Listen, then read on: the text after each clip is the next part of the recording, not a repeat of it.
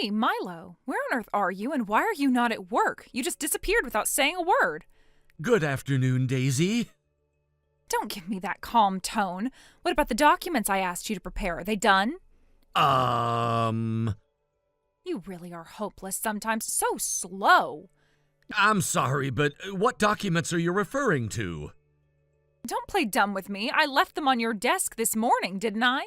There was a sticky note on top that clearly said finish by noon today. But you've been missing since the start of the day. You're not even in sales. There's no reason for you to be out of the office. Where the hell are you goofing off? I'm actually on approved leave today.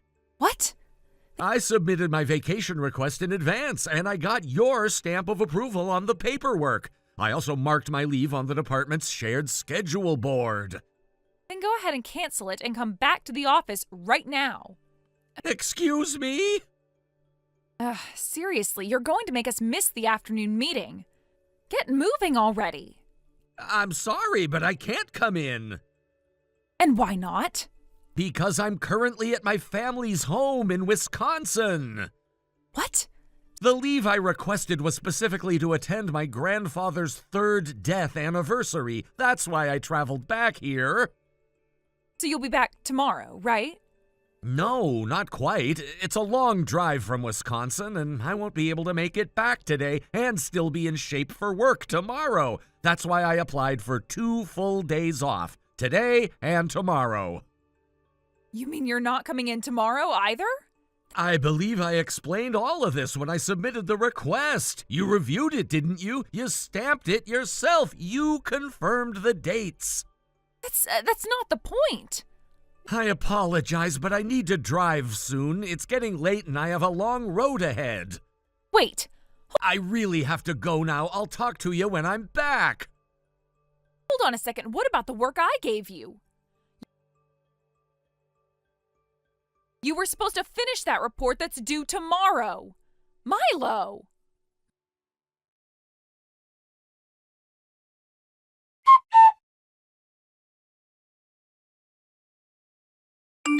Milo, do you have a minute? Good afternoon, Daisy. What can I help you with? I just uploaded the files for the task I want you to handle tomorrow. It's in the cloud. You can access it anytime. What? Our department's work can all be done remotely, can't it? As long as you've got a laptop, there's no reason you can't chip away at it during your free time. So get it done. Just ping me once you've started. Actually, I didn't bring my laptop with me. Excuse me? That's kind of the point, isn't it? I'm on vacation. And while I'm off, the manager agreed to temporarily take over my workload. What?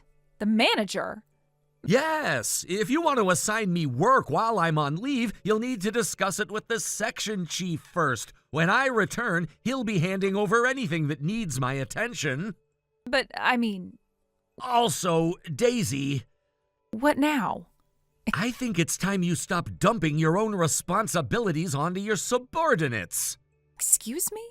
Do you really think I haven't noticed? You've been pushing off the work you were assigned by the manager and even the department head. And then once the rest of us get it done, you present it like it was your own, like you handled it all by yourself. So what if I did? You can pretend all you want, but eventually the truth gets out. That kind of thing doesn't stay hidden forever. You've got a lot of nerve. I didn't want to have to say it this way, but Carter, who's been stuck handling most of the work you offload, is staying late nearly every night to finish things he was never supposed to be handling in the first place. And Seth, he's only been here 5 months, still new, but you shoved a task on him that no newcomer should have been forced to take on. He looked completely overwhelmed. He came to me nearly in tears asking for help. I stepped in because it was too much for him. So please, I'm asking you to reevaluate the way you've been treating your role and your team. Who do you think you are? You don't even have a title and you're talking like you're my superior. You can think whatever you want about me. This isn't personal, it's about the work. And the way things are right now, the imbalance in responsibilities is hurting team performance. That's why I said something. If you're my subordinate, then it's your duty to do the work I give you. Carter and Seth and I, we're not your personal assistants. We work under the same team, but we all answer to the section chief and the department head too, not just you. Hold on. And like I said earlier, if there's a task that really needs handling by tomorrow, please speak with the section chief.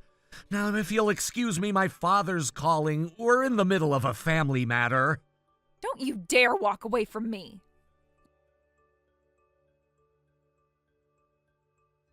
You think you can just defy your superior like that? Milo!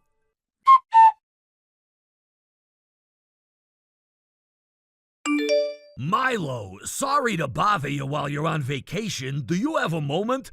Oh, Stephen, good morning. Good morning. Is something wrong? Did something happen at work? No, nothing work-related. It's, something else entirely. Oh, all right. What's going on? I was wondering if you could take a look at my daughter's computer. Ah, do you mean the custom PC I helped you build a while back? That's the one. She's been using it more heavily lately. Apparently, she installed a drawing program and a video editing app. But ever since then, she says the computer's been running really slow. It's getting frustrating for her. Ah, I see. It sounds like the software is too heavy for the current specs. Maybe the memory or processing power aren't keeping up. Yeah, that's what I figured. Do you think there's anything you can do? Maybe some upgrades or tweaks? Well, I can't say anything definite without checking it out properly, but it doesn't sound like anything too serious. I'm fairly confident we can get it running better. That's a relief. I told her if anyone could help, it'd be you. I'll do my best. When would you like me to take a look? Is it all right if I bring it to the office tomorrow? I'll have her pack it up and I'll drop it off before lunch. Yes, that works perfectly. I'll be back at work the day after tomorrow, but I can swing by and pick it up if needed, or check it on my off hours if you're in a rush. No, there's no major rush. She's just frustrated because she's been really into her digital art and was trying out some editing for a school project. She got all excited and then hit a wall when everything started lagging. I hate seeing her discouraged. That's understandable. Sometimes these creative tools demand a lot from the system, especially the newer versions. But I'll take a look and see if we can either optimize what she has or maybe recommend a reasonable upgrade. You're a lifesaver. I appreciate it, Milo. Of course. Happy to help. It's kind of funny, you know. You built that thing from scratch and it's held up great so far, but leave it to kids to push it to its limits within a year. Yeah, that sounds about right. They get curious, start creating, and next thing you know, they're rendering full-blown videos on mid-tier hardware. Exactly. And of course, she didn't tell me any of this until it was borderline unusable. Classic. I'll take care of it. Just have her back up anything important, just in case. Will do. I'll tell her to copy anything essential to her cloud drive before I bring it in. Great. I'll message you once I've taken a look under the hood. Thanks again, Milo, and sorry again for bugging you during your time off. No worries at all. It's a nice change of pace from the usual work stuff. I owe you one. You've helped me plenty. Happy to return the favor. All right then, see you tomorrow. See ya.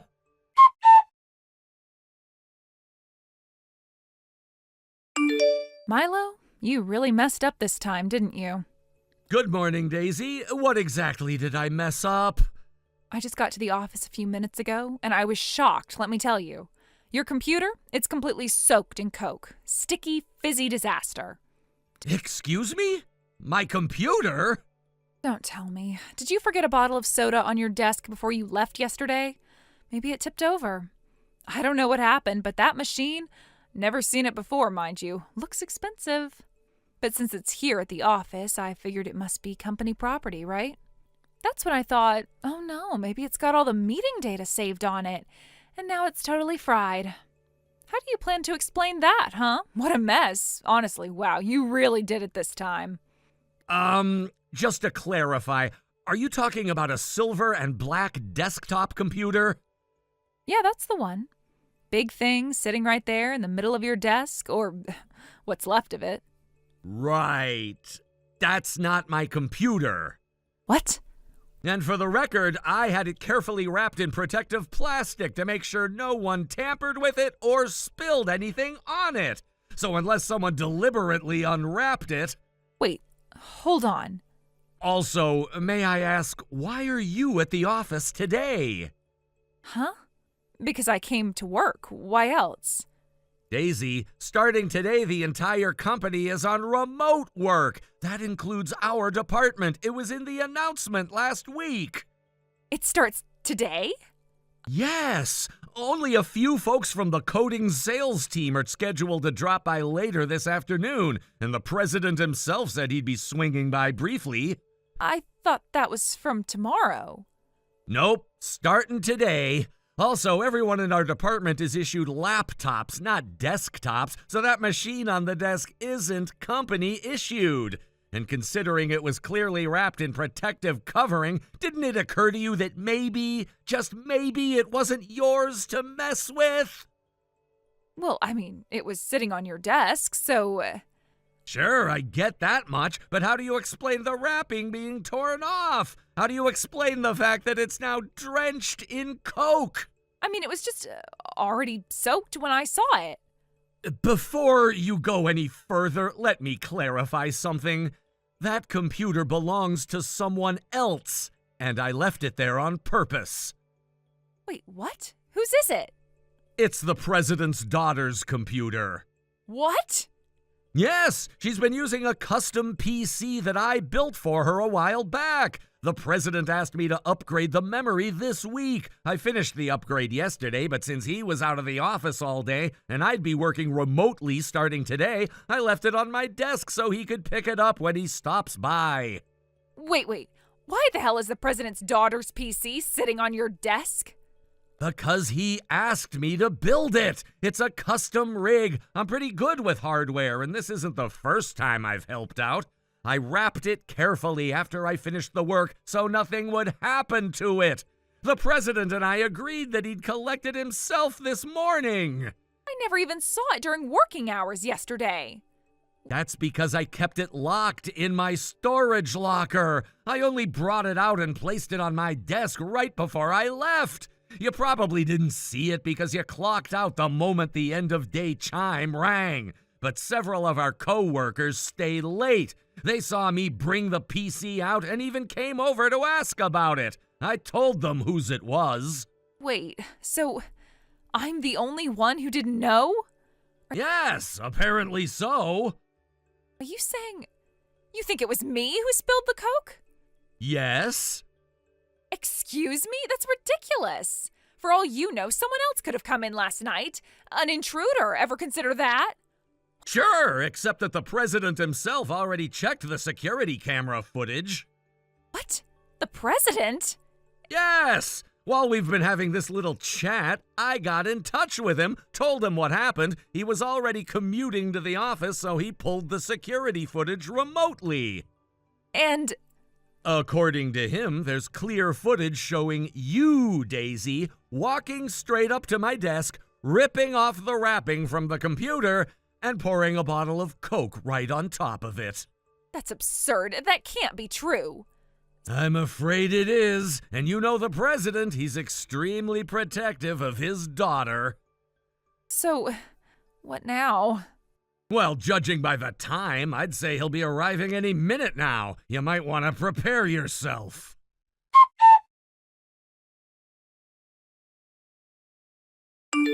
After that incident, Daisy never responded again. Not a single message, no apology, no attempt to explain, nothing. And honestly, I wasn't surprised in the slightest, because the real storm came right after. Our company president completely lost it when he found out. You see, the laptop that Daisy had destroyed wasn't just any company-issued device. It belonged to the president's daughter, who'd been using it for her university thesis and some startup project work. There were months' worth of documents, research files, and sensitive data on that machine. Daisy had taken it home under the pretense of installing some optional optimization software to make it run faster, something no one asked her to do in the first place. Fortunately, I had taken the liberty of backing up all the data to a shared drive the week before. That backup was the only reason we didn't lose everything. But what really sealed Daisy's fate was what she did next. For some baffling reason, after accidentally spilling an entire bottle of Coke over the laptop, she tried to turn it on. Not just once, but multiple times. The internal circuitry was fried, the motherboard was gone, and the battery short-circuited so badly it bloated the casing. It was total and irreversible damage. In the emergency meeting that followed, the president was calm, at least outwardly, but his eyes were cold. He laid out the terms directly. Daisy would be responsible for purchasing a replacement laptop of the exact same specifications fully out of her own pocket. No exceptions. And not just any laptop. His daughter had customized the original with high-end components suitable for video editing, coding, and design software. Basically, we were talking about a professional-grade machine. I was brought in again to source the parts and rebuild the custom unit. When I submitted the estimated cost, it came out to $3,500, including parts, accessories, and the time it would take to assemble and install everything. The president looked it over, nodded once, and added an extra fee to compensate me for the inconvenience. It was generous, honestly. To be fair, the cost wasn't unbearable. Daisy could have covered it with some savings, maybe a short-term loan. But I think that's when everything started to unravel for her. After the financial hit, her work performance plummeted. She started pushing off her responsibilities onto others, missing deadlines, and avoiding team meetings. Every small mistake she made was met with cold stares and whispers behind her back. The atmosphere around her grew suffocating. No one trusted her, and frankly, no one wanted to work with her anymore. She tried to keep up appearances at first, acting like nothing was wrong, but the guilt, the pressure, and the isolation must have caught up with her. It wasn't long before she handed in a resignation letter, claiming she wanted to pursue other opportunities. No one believed that for a second. And just like that, she was gone, packed up her desk on a Friday evening and slipped out without a word. Word later got around that she'd moved back in with her parents. She's not working, not studying, not even looking for a job. From what I hear, she rarely leaves the house, spending most of her time sleeping, browsing the internet, or watching TV. A full-blown recluse. Thank you for watching. Please subscribe and hit the like button. See you next time.